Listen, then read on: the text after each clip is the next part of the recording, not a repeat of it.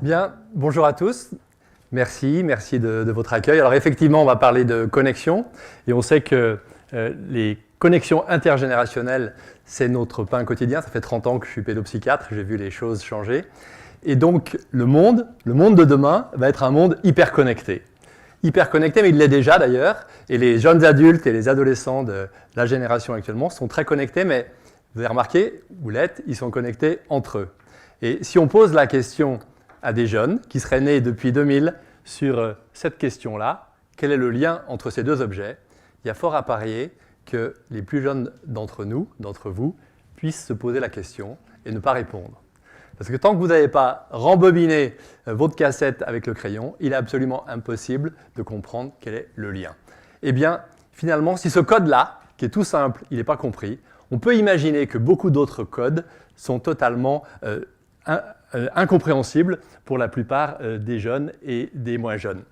Donc, c'est intéressant de se pencher aujourd'hui sur les formidables mutations sociologiques qui ont permis de modifier les comportements des uns et des autres et peut-être être à l'origine d'un certain nombre de malentendus. Malentendus qui sont à la fois des malentendus familiaux, mais aussi des malentendus professionnels. Combien de parents viennent me voir depuis une dizaine d'années en disant « Doc, on ne sait plus quoi faire ». Ils m'amènent leur adolescent, ils me le laissent en dépôt-vente en me disant « Est-ce que vous avez une solution pour lui ?» parce qu'il est tout le temps connecté, hyper connecté. Et même au niveau professionnel, eh bien, on a, avec nos jeunes collaborateurs, moi qui suis de la génération des baby-boomers, des difficultés à parfois comprendre les codes des uns et des autres. On va essayer de parler de ça ensemble aujourd'hui. Quand on parle d'une génération, on parle d'un groupe qui a grandi, qui a été modelé par la même musique, par le même environnement socio-économique. Et donc un groupe, une génération, est un groupe qui a une vision du monde qui est forcément différente de la vision de ses parents et qui sera forcément différente de la vision de ses enfants. Quelques mémoires de baby-boomers. On est nés juste après la guerre, nous, ceux qui sont nés avant 60. Et donc nos parents nous ont appris à ne pas jeter le pain, à éteindre les lumières quand on sort d'une pièce, ce que nos enfants ont du mal à comprendre. Et c'est important de leur expliquer pourquoi on a cette attitude-là. On est une génération qui a appris à attendre aussi, parce que pour aller au bord de la mer, il fallait prendre la Nationale 7 et c'était long. Et puis, peut-être certains d'entre vous s'en souviennent, à peine arrivé au bord de la mer, il fallait attendre 3 heures encore avant de se baigner. Et on grillait sur la plage parce qu'on nous avait dit que si on se baignait 3 heures après avoir déjeuné, eh bien, on risquait l'hydrocution. Maintenant, on est revenu là-dessus. Par contre, ça n'inquiétait personne qu'on était en train de griller au soleil parce qu'il n'y avait pas de prévention par rapport au risque de mélanome à cette époque-là. Bref, les codes, ce n'étaient pas les mêmes et il va falloir qu'on les partage, d'autant plus qu'on avait eu un travail et on pensait le garder toute notre vie. Et d'ailleurs, on l'a gardé toute notre vie. Ça fait plus de 30 ans que je suis dans le même hôpital, ce qui n'est certainement pas le code des générations actuelles. Donc, ça, c'était avant.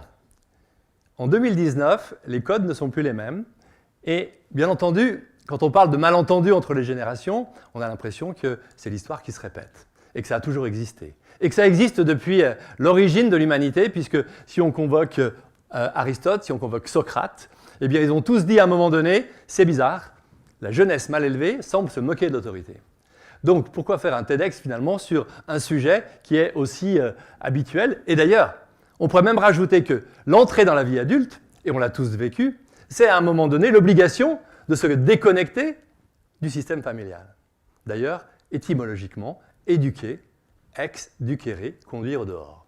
Donc finalement, pourquoi faire une conférence sur ce sujet-là maintenant? Finalement, on pourrait nous dire, quoi de neuf, docteur, dans cette histoire, puisque depuis la nuit des temps, les générations ne communiquent pas forcément de la même façon. Alors, il n'y a pas que moi qui ai ce discours-là, et vous avez sans doute lu ce petit livre remarquable de Michel Serres, un philosophe, qui dit « Attention, il y a un être nouveau qui est apparu dans un espace de temps qui est très réduit. Depuis les années 70, il ne communique pas de la même façon. Il n'a pas la même perception du monde que les autres. Et surtout, le fil rouge de Michel Serres, c'est de dire, dans la transmission de l'information, qui est notre pain quotidien, en tant que parent, en tant qu'enseignant, en tant que médecin, en tant que manager, c'est de dire que dans la transmission de l'information, dans l'histoire de l'humanité, il y a eu 3 révolutions. Il y a très longtemps l'écriture, puis l'imprimerie, et en 1995, Internet. Et que l'arrivée d'Internet a conduit à un tournant à 180 degrés dans l'éducation, dans la pédagogie, dans le soin, dans le management. Parce que Jusqu'à Internet, la transmission était descendante, verticale. Si mon patron me le dit, si mes parents me le disent, c'est que c'est vrai. Et je n'ai pas les moyens d'aller vérifier si c'est vrai ou si ce n'est pas vrai. Et avec Internet, on s'est mis à horizontaliser la transmission de l'information. Donc ce code-là, qui a changé, eh bien, il n'a pas changé depuis plus de 300 ans, c'était le même. Et maintenant, on a un nouveau code, totalement différent, il va falloir faire avec. Alors finalement, est-ce que vous êtes des mutants? Est-ce que les jeunes adultes sont des mutants? On pourrait se poser la question. En fait, rester connecté, maintenant, avec des générations qui sont si différentes de nous, peut ressembler à un véritable défi. C'est un challenge assez incroyable. On va voir que ce défi, il se passe bien si on arrive à mieux se comprendre, si on arrive à mieux décrypter les codes des uns et des autres. Et combien d'adolescents sont contents quand je leur explique pourquoi leurs parents fonctionnent comme ça avec eux? Alors choisissez votre camp, mais pour la plupart d'entre vous, vous êtes Y, voire Z. Il y a peut-être quelques X au milieu. Mais ce qui est intéressant, c'est que ces limites, elles ne sont pas tranchées, elles sont intriquées. Et qu'on peut très bien se sentir baby-boomer si on est né en 62 ou l'inverse. Mais néanmoins, on va voir qu'à chaque génération, il y a des codes qui sont particuliers. Des codes qu'on doit vraiment comprendre pour pouvoir s'ajuster dans la relation avec nos collaborateurs, avec nos parents ou avec nos enfants. Les codes spécifiques des baby-boomers, je pense qu'on les connaît. On a grandi, on a eu la chance de grandir dans une période qui était facile, qui était optimiste. L'après-guerre immédiat, c'était les 30 glorieuses, qui ont duré jusqu'au choc pétrolier. C'était les 4 P, prospérité, progrès, paix et plein emploi. Donc nos parents nous ont fait grandir dans un monde en nous disant « mais ça va bien se passer pour vous, vous avez de la chance ». Et du coup, on a fabriqué une génération de baby-boomers assez paisible, assez optimiste, une génération qui respecte forcément l'autorité quand elle vient d'en haut, qui est très attachée à ses valeurs, très attachée aux valeurs familiales et aux valeurs de l'entreprise, avec un espèce d'amour du maillot qui est assez particulier et qu'on retrouve plus souvent maintenant. Notre musique, c'était le rock et puis le disco.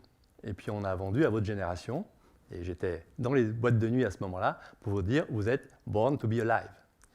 Et pas étonnant que votre génération aussi se soit emparée aussi du disco et que dans les soirées des générations Y et des générations Z, on entende du disco qui représente cette période qui était assez facile. Donc nos codes à nous, c'était de devoir. C'est comme ça et pas autrement, nous disait-on. Donc tu vas le faire. Et en plus, tu n'as pas à te plaindre. Il n'y aura pas de guerre en Europe, en tout cas. Tu auras un job, tu vas pouvoir le garder. Donc on a ce code-là. Et même moi qui étais un enfant hyperactif, et qui a eu du mal un peu à l'école à cause de cette hyperactivité, quand j'étais petit, dans ce monde qui était à l'époque serein et solide, la société était solide avec des bases, et bien moi qui étais hyperactif, j'étais contenu. Et je ne sais pas si certains s'en souviennent, mais j'avais un harnais et une laisse, et nos parents nous promenaient en laisse, et ça choquait personne, ce qui choquerait certainement maintenant. Vous voyez comment les codes peuvent se transformer. Après nous sont arrivés la génération X, que Coupland a appelé X parce qu'il a bien senti qu'il y avait une génération qui était un peu plus en difficulté, qui allait arriver après cet énorme bloc de baby-boomers, après-guerre, et on voyait arriver déjà les Y, avec la musique en perfusion et n'aimant pas trop les réunions et changeant totalement de style, et une génération qui allait être un peu coincée. Il l'a appelée la génération X. C'est la génération du baby-bust, c'est-à-dire qu'il y a eu une période un peu plus compliquée, on l'a dit à cause du choc pétrolier, et pour eux, ils se sont battus. Ils se sont battus pour garder leurs valeurs. Ils les ont gardés avec talent, avec brio. Mais néanmoins, ils ont compris que la vie était moins facile, que la vie n'était pas un long fleuve tranquille, au niveau affectif, au niveau professionnel, et qu'il fallait se battre pour garder ces valeurs-là. Et que pour réussir, il fallait s'accrocher à son poste. C'est des gens que j'aime bien, j'en ai plein dans mes collaborateurs à l'hôpital autour de moi. Ils sont loyaux, ils sont respectueux. Ils commencent à douter un peu des valeurs de l'institution, c'est plus compliqué. Ils ne sont pas toujours très bons communicants. Et, une fois encore, ils sont coincés entre deux grosses générations. Leur musique, c'était le punk et le new wave. Leur code, à voir. Ce que j'ai, je ne suis pas sûr de le garder. Donc, il faut que je m'arc-boute sur mon poste, sur mon statut social, car je sais maintenant que je risque de le perdre. Et on a quitté l'optimisme des baby-boomers. Et puis ensuite, d'être arrivé. Ensuite sont arrivées 2 nouvelles générations, initiées par la génération Y. Et ces 2 nouvelles générations, elles ont en commun un truc fondamental. C'est que les donneurs de valeur ne sont plus les mêmes. Nous, c'était l'armée, la religion, les parents, les managers, les profs. C'était donc descendants. Maintenant, les donneurs de valeur sont horizontaux. Et c'est tellement fort que, pour la première fois au monde, 2 générations, les Y et les Z, apprennent des choses à leurs parents. Ça n'existait pas à mon époque. C'est-à-dire que jamais mes parents m'ont dit « Est-ce que tu peux m'aider à ça ?» Alors que nous tous ici, s'il y a quelques baby-boomers et quelques X, on a tous demandé un jour à vous, aux Y et aux Z, « Est-ce que tu ne pourrais pas m'installer une application ?» On a l'air malin quand l'application qu'on leur demande d'installer, c'est justement pour bloquer la confidentialité sur leurs réseaux sociaux. Bref, on a tous demandé ça. Donc il faut accepter aussi qu'en tant que manager, en tant que chef de service à l'hôpital, en tant que parent, parfois on sait moins bien faire. Et on ne peut pas s'arc-bouter sur des positions du siècle dernier, voire du millénaire dernier, puisque c'était un autre millénaire. Vos codes, les Y, je ne vais pas vous les apprendre, vos codes, c'est vivre. C'est prendre du plaisir. C'est avoir un bon équilibre entre la vie professionnelle et la vie privée. Et il est hors de question que ma vie privée soit entachée par ma vie professionnelle. C'est fort différent des 2 générations d'avant. Et on verra que les codes des Z ont aussi changé et qu'eux s'éloignent un peu des Y et sont dans le partage pour des raisons dont on va parler juste après. Alors, pourquoi ? Pourquoi on en est arrivé là ? Pourquoi il y a eu ce tournant à 180 degrés et une fois encore un tournant qu'on ne reverra pas pendant très très longtemps ? Donc c'est l'enjeu de communication comme celle-ci était extrêmement important. Il y a des raisons éducatives, et je bats ma culpe, parce que comme tous les baby-boomers, je pense qu'on a fait des erreurs avec nos enfants. On a fait des erreurs parce qu'on a voulu absolument avoir des enfants rois, qu'on a surinvesti. Alors pourquoi des enfants rois ? Parce que d'abord, on les a choisis. On a vécu, nous, ce qui n'existera plus, la parenthèse enchantée, qui s'est ouverte avec la pilule et qui s'est refermée avec le sida. Donc on a vécu des années de libération sexuelle, où on pouvait choisir d'avoir un enfant ou de ne pas en avoir. On en a eu moins, donc plus de pression sur chaque enfant. Et Bichette, les enfants, eh bien, on les a élevés, on ne voulait pas qu'ils souffrent, on voulait qu'ils soient plus heureux que peut-être on pensait ne pas l'avoir été, en tout cas dans la communication avec nos parents. On leur a offert plein de choses, on les a beaucoup photographiés, on les a rendus narcissiques à cause du numérique. Et d'ailleurs, c'est un conseil que je donnerais à mes petits-enfants et à mes enfants et mes petits-enfants, c'est de leur dire, avant de prendre en photo ton fils ou ta fille, il ne faut pas en faire 1000 comme on l'a fait avec nos enfants, pose la question, est-ce que tu m'autorises ? Ah oui, donc mon image a une certaine valeur. Donc je ne vais pas aller la galvauder sur les réseaux sociaux comme l'ont fait mes grands frères ou comme l'ont fait mes parents. Donc on les a rendus narcissiques, on ne leur a pas assez dit non, on ne les a pas assez critiqués. Bilan des courses, quand ils arrivent dans l'entreprise ou quand ils arrivent face aux difficultés, ils sont plus en difficulté justement pour affronter ces problèmes-là et ils acceptent difficilement la critique. On vous a surprotégé, on appelle ça les parents hélicoptères, c'est-à-dire que même si on imagine que nos enfants sont autonomes, on est tellement inquiet de ce qui se passe dans le monde que quand ils partent, on leur dit « tu m'envoies un SMS, tu me dis dès que tu arrives, tu me dis chez qui tu vas ».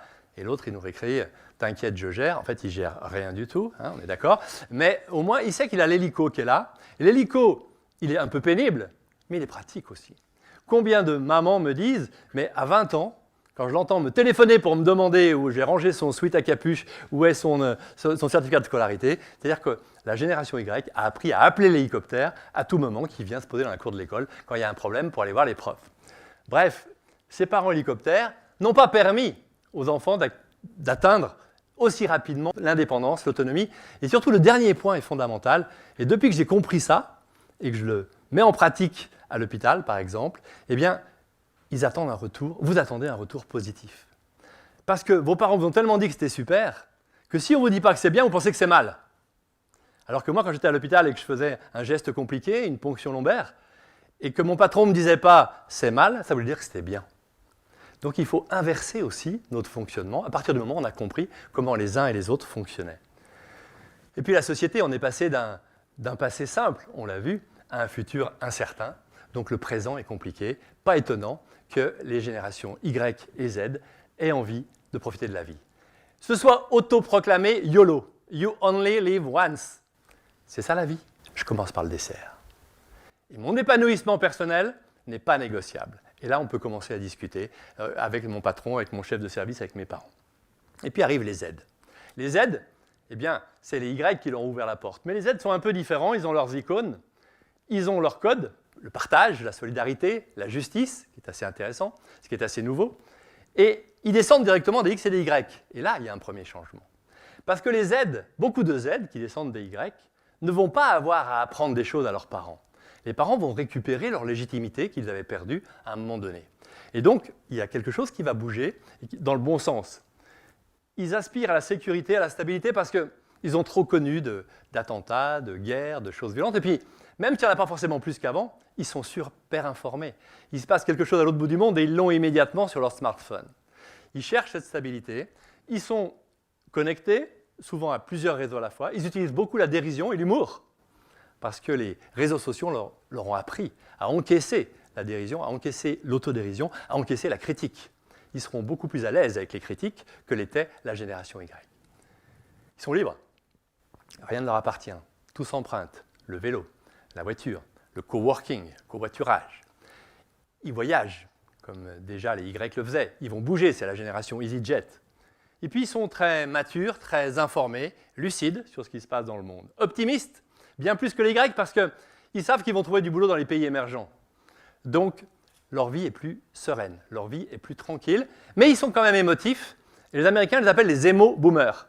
Émo parce que souvent, ils ont les larmes aux yeux à 12-13 ans quand les profs leur disent quelque chose. La critique, ils la prennent, ils l'acceptent, mais ça les touche. Et boomers parce qu'ils sont comme les baby-boomers, ils reprennent des valeurs des baby-boomers de rigueur. On les appelle maintenant, pour ne pas faire trop fin de siècle, la génération C, pour les 4 C, collaboration, communication, connexion et créativité. Cette créativité qui était un obstacle pour nous, les baby-boomers et les X, et qui est une nécessité absolue pour la génération Y et la génération Z. Alors ils se démarquent de leurs aînés, ils cherchent un retour positif avec les adultes, ils ont une bien meilleure lecture des adultes, ils veulent une cohabitation pacifique avec les adultes. Ils veulent que ça se passe bien. Ils savent très bien ce qu'ils veulent. Ils finissent par l'obtenir, mais par la périphérie. Et ils vont nous redemander les choses à papa, à maman, pour obtenir au bout du compte ce qu'ils souhaitent. Bref, ils sont plus sensibles aux arguments de l'adulte, à condition que l'adulte ait su acquérir sa légitimité. Et c'est ça qui est très important, et c'est peut-être le plus important. C'est que la légitimité des baby-boomers et des X qui étaient innés, maintenant, il faut aller la chercher. Il faut aller l'acquérir. Et pour l'acquérir, il faut tenir compte des codes dont on vient de parler. Pour l'acquérir, il faut avoir un discours authentique. Il ne supporte pas la langue de bois. Juste, un discours argumenté, ferme, donc rassurant pour cette population qui a besoin qu'on la rassure, et humble, donc bienveillant. Ils ont un rapport décomplexé à l'erreur, ils se sont plantés sur les jeux vidéo, ils n'acceptent pas que leur manager, que leurs parents, que leurs médecins ne reconnaissent pas ses propres erreurs. Et là, on a un discours qui peut fonctionner. Je termine avec je rends la parole à Michel Serres qui dit « Attention, la génération Z, hyper connectée, horizontale, créative, elle est en train d'innerver toute la société. Attention, notre monde est en train de glisser tranquillement vers le leur. Et il faut en tenir compte. » Alors, en tenir compte, c'est quoi? Pour les accompagner, est-ce que c'est une mission impossible? Non, ce n'est pas une mission impossible, à condition qu'on comprenne leur code, à condition qu'on ait compris comment ils fonctionnaient, à condition qu'on soit à leur écoute, qu'on les respecte. J'avais écrit un petit article sur ça, il faut ajuster le rapport hiérarchique en tenant compte de tous ces éléments. Premier élément, ils vivent dans le présent, ils veulent des solutions rapides, des résultats visibles. Deuxième élément, ils préfèrent comprendre plutôt qu'apprendre. À quoi ça sert d'apprendre, puisque j'ai tout sur Internet bien mieux fait que ce cours que vous pouvez me proposer. Ils préfèrent comprendre plutôt qu'apprendre. Il faut convaincre plutôt que contraindre. Et troisième code, qui est aussi très important, comme ils savent plus de choses que leurs parents, il faut qu'on accepte, nous, les parents, les médecins, les managers, les enseignants, de se laisser enseigner et accepter de leur demander des explications. Bref, Steve Jobs dit la même chose. À quoi ça servirait d'embaucher des gens intelligents si on leur dit ce qu'il faut faire, alors qu'on attend d'eux qu'ils nous expliquent ce qu'il faut faire? Et puis même à la maison, on peut aussi parfois avoir envie de dire à son fils il est temps qu'on parle de sexe. Il pourrait nous répondre avec l'humour et l'autodérision « Qu'est-ce que tu veux savoir ?» Donc c'est une génération qui est bien plus informée qu'on l'imagine. Et puis néanmoins, même s'il y a ces ajustements, ils ont quand même la même question qui pose à tous les parents, qui pose aux chefs d'entreprise, qui pose aux directeurs d'école, aux chefs de l'État. Rassurez-nous, avec tout ce qu'on entend dans le monde, rassurez-nous, dites-nous, est-ce qu'il y a un pilote dans l'avion? Est-ce qu'il y a quelqu'un qui dirige cette école, ce pays, cette famille? Et je laisse la parole finale à Oscar Wilde, qui dit, en parlant des nouvelles générations, la nouvelle génération est épouvantable, j'aimerais tellement en faire partie. Je vous remercie de votre attention.